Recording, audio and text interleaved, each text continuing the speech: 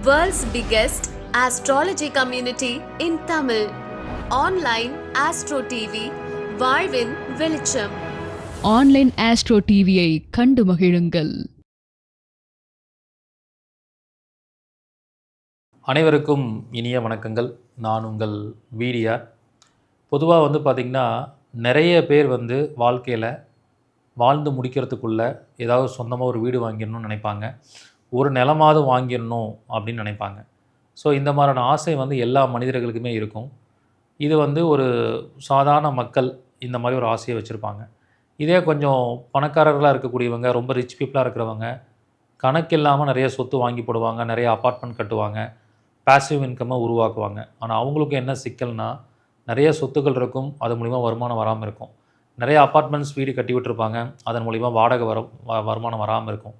சில பேருக்கு கடன் பிரச்சனைக்காகவோ வீடு விற்கணும்னு நினைப்பாங்க, ஆனால் விற்க முடியாது. நிலம் விற்கணும்னு நினைப்பாங்க, விற்க முடியாது. நிறைய பையர்ஸ் பார்த்துட்டு போவாங்க, ஆனால் கரெக்டான நேரத்தில் விற்காமல் இழுத்துகிட்டே போகும். சில பேர் ரியல் எஸ்டேட் தொழில் பண்ணுவாங்க, நிலம் வாங்கி விற்கிறது, நிலத்தை லே அவுட் போட்டு விற்கிறது, அல்லது ஒரு கமர்ஷியல் பில்டிங் கட்டி விற்கிறது, இதை ஒரு தொழிலாகவே பண்ணுவாங்க. நிறைய பேர் கோடிக்கணக்கில் இன்வெஸ்ட் பண்ணிவிட்டு அதை விற்கணும்னு நினைப்பாங்க, லாபத்தோடு விற்கணும்னு நினைப்பாங்க, ஆனால் விற்க முடியாமல் அடிமாட்டு விலைக்கு கேட்பாங்க. அது விற்றுட்டு வர சூழல் ஏற்பட்டுரும், லாபமும் வராமல் போயிடும். இப்படி மண் சார்ந்த விஷயத்தில் எவ்வளோ பிரச்சனைகளை நம்ம சொல்லலாம். சில பேருக்கு பார்த்திங்கன்னா பக்கத்து நிலத்தை கொடுத்தா நல்லாயிருக்கும், அதில் ஒரு பெரிய வீடு கட்டலாம் நினைப்பாங்க, பக்கத்து நிலம் வாங்க முடியாத சூழலாக இருக்கும். அதே மாதிரி அந்த மண் சார்ந்த விஷயத்தில் சில பேருக்கு வழக்குகள் இருக்கும், பூர்வீக சொத்தில் பிரச்சனை இருக்கும், பூர்வீக சொத்தில் யாராவது இறந்துருப்பாங்க, அவங்க அங்கேயே புதைச்சிருப்பாங்க, அதனால் சல்லிகை தோஷம் வரும், அந்த இடத்துல நிறைய நெகட்டிவான ஈவெண்ட்ஸ்லாம் நடந்திருக்கும். இப்படி பல தரப்பட்ட பிரச்சனைகள் நீங்கள் வாழக்கூடிய மண்ணில் இருக்கும், உங்கள் பூர்வீக சொத்தில் இருக்கும். அப்போ அந்த பிரச்சனையெல்லாம் தீர்ப்பதற்காக நம்முடைய முன்னோர்கள் ஒரு அருமையான பரிகாரத்தை கொடுத்துருக்காங்க.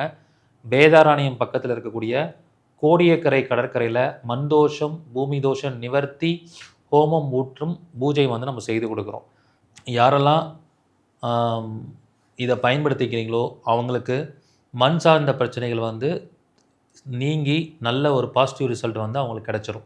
ஸோ இந்த பரிகாரம் பண்ணதுக்கப்புறம் நிறையா பேருக்கு நிறைய நல்ல விஷயங்கள், அவங்க மண் சார்ந்த பிரச்சனையிலேருந்து வெளியில் வந்திருக்காங்க. அது நிறைய அனுபவபூர்வமாக நிறைய பேர் சொல்லியிருக்காங்க.